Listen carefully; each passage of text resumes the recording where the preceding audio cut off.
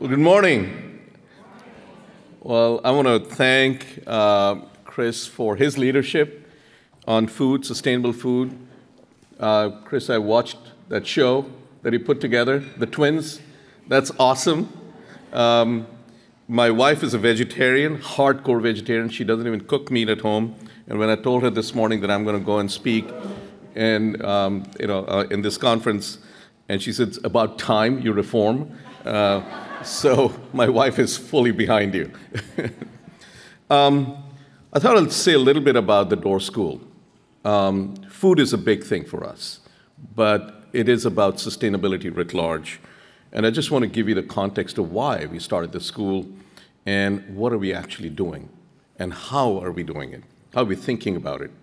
So just to give you the context, this is the world population, the history. It took 300 million years it took 1 million years to grow the population to 300 million. Now it takes 13 years to add 1 billion. Okay, this is not an exponential. This is a super exponential. I call this the human tsunami. The Earth has never seen anything like this before, and we have to feed them.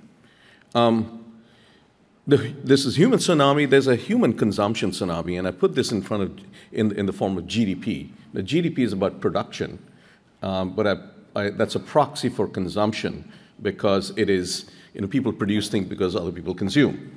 And so the outer curve is the per capita GDP, and the inner curve is the product with population. That is like really steep, okay? And we often think about this as human prosperity because GDP is a quality of life, et cetera.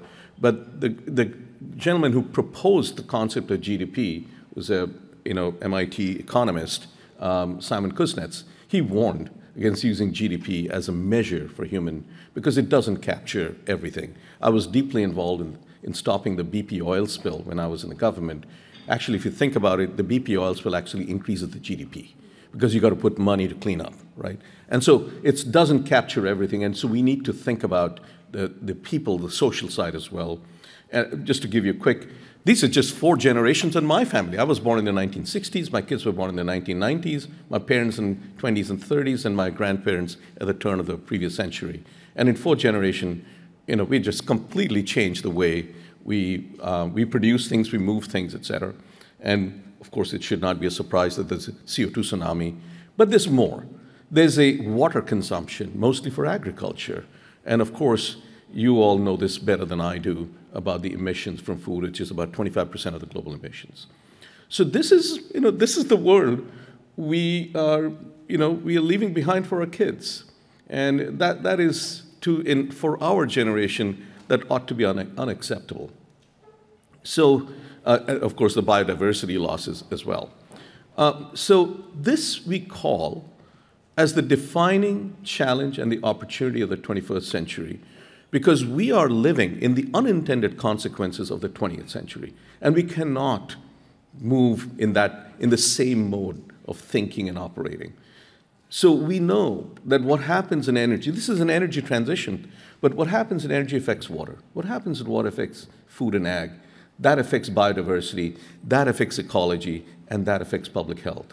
Okay? And climate change aggravates almost all of these things.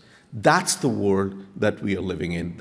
We need to think holistically about this and not fall in the trap of taking only energy issue or the water and try to solve it individually without thinking of the unintended consequences of these.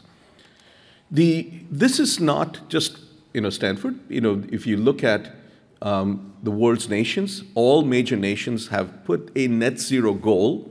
China is 2060, US is 2050, India is 2070, and so on and so forth. Next year at COP in Brazil in November of 2025, they're all supposed to propose their transition plan. That's the 10th anniversary of Paris, and they're working on it.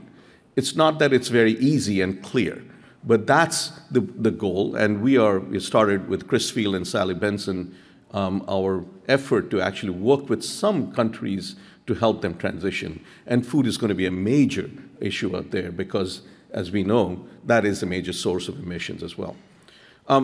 66%, more than 66% of the Fortune 500 companies have made some kind of a commitment, and they're not quite sure exactly how to navigate. Scope 3 is really, harassing them in many ways because they're not quite sure how to navigate this path. So that's the world we're entering. And knowledge and innovation, translation of the knowledge in education and innovations are going to be key. And so this is why Stanford felt that we need to do something about it. And as you know, in academia, and especially Stanford, everything is done by committees. So I was co-chair of a committee way back in December of 2019, pre-COVID, asked what should we do about it, and we had a whole representation from all campus. And that's when we proposed that this ought to be a school in this, because when we talk to the faculty, students, alums, and all the stakeholders, they say, go big. This is the big thing. And it is the biggest challenge and opportunity. This is the first school in 75 years, and it's really Stanford's social contract for the public good. That's what it is, right? There will be innovation. There will be companies coming out. But it's not about the commercial effects, or it is about the public good. That's the core mission out here, and that's a social contract. That has always been Stanford's social contract. To go big is in the DNA, to be audacious and bold. Some experiments will fail, but you got to try. And that's kind of the Wild West thing that we have in our DNA.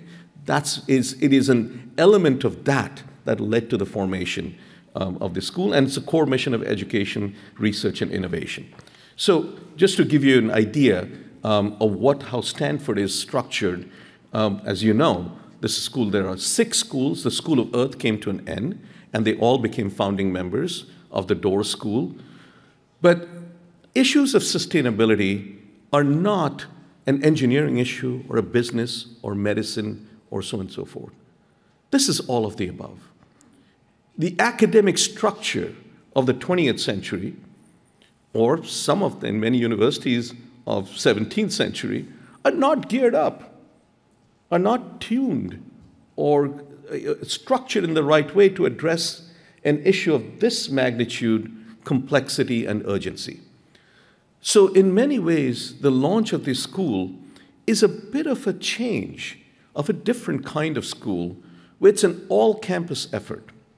We have been given the stewardship, the responsibility to mobilize and galvanize the campus as an all-campus effort in sustainability. It has to be, with a vision and a mission to really develop knowledge, create knowledge, translate that knowledge into education and into innovation. That's what this is about.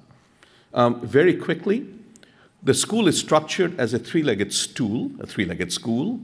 There are departments, and we have 7 departments, 2 new departments. Civil and Environmental Engineering is one of the founding departments, a joint department with the Doerr School, with School of Engineering and the Doerr School. And we launched Oceans Department and Environmental Social Sciences Department. There are 2 institutes, Woods Institute for the Environment, Precourt Institute for Energy, and we intend to launch a 3rd institute, Sustainable Societies Institute, and that's in preparation right now. And one of the things that came out of our committee, and even before that, there was this notion that we need something else to launch these solutions out into the world. And that is the accelerator. And we have to think differently about this launch, because this is not software.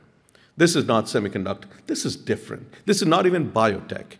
This is different, because scaling out here is different than other fields that we have encountered. And so we got to think about scale in a strategic way as as a discipline in itself. How do we scale? And so that is the accelerator, and come to that in a minute. These are 4 strategic priorities. We call them our North Stars. It's about talent. It's about education, world-class education, not only for our own students. We are going to make this education available almost for free for the rest of the world. And that's in progress right now. Supercharging our research innovation so a little bit. And one of our North Stars is global impact. This is a global issue. This is certainly a local issue as well, but it's also global. We cannot forget the global part when we think about local issues. So let me just say a little bit about supercharging our research. We are trying to strike a balance. The balance out here is on discovery. That is knowledge-driven, curiosity, knowledge-driven research with no goal in mind. That's very important because many other things, that creates the foundation of building innovations out of it. And this is the knowledge web that we create will be the foundation of the future. But we cannot just do that. There are some big problems out there. And so there's a solution-driven research as well, and we kind of divide them into two parts. When we look at solutions that are large scale, there are knowledge gaps in creating those solutions. And we call them integrated projects, and they'll be run by the institutes. These are decadal-long research efforts to address a knowledge gap to get to the solution. And I'm hoping, and I think it'll pan out, that will lead to the discovery grants and the feedback loop. These are not silos. The feedback loop is very, very important.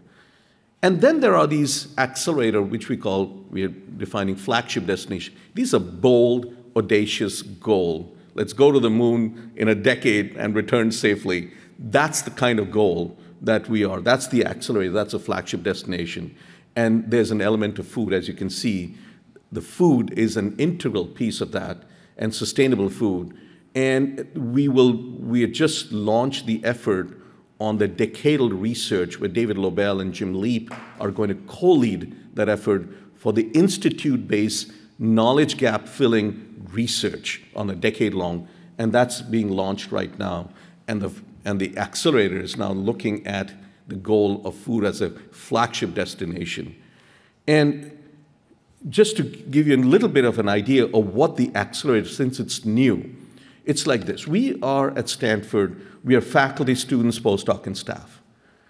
And we have some big problems in this world. And these are the problems. These are the flagship destinations. We started off with greenhouse gas removal at the gigaton per year at less than $100 a ton by 2050. That's the target. Once you keep that in mind, it has to be gigaton per year. So things we are doing in our labs out here better be scaling to that. Otherwise, it may not matter. So then we are going to look at sustainable food as well. Then we got to work backwards to see where the gaps are. And the gaps could be science and engineering, but it could be policy, it could be markets, it could be finance, it could be supply chains, it could be education. We have to think about unintended consequences all the time, or it could be behavior, culture. And for food, on the demand side, culture and behavior really matter. If you are to think about 1 billion people, sustainable food for 1 billion people, the culture and behavior really, really matters. It cannot be just science and engineering. So how you bring this together and then develop these projects, portfolio of projects, which individually they may not be able to address the issue, but collectively if they can potentially address this issue at scale, is what this accelerator is all about. Let me end with this quote. Our North Star is about knowledge, talent, education, etc.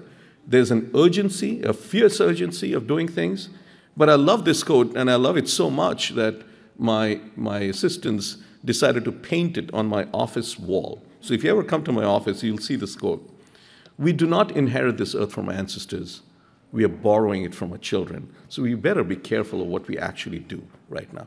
Thank you very much.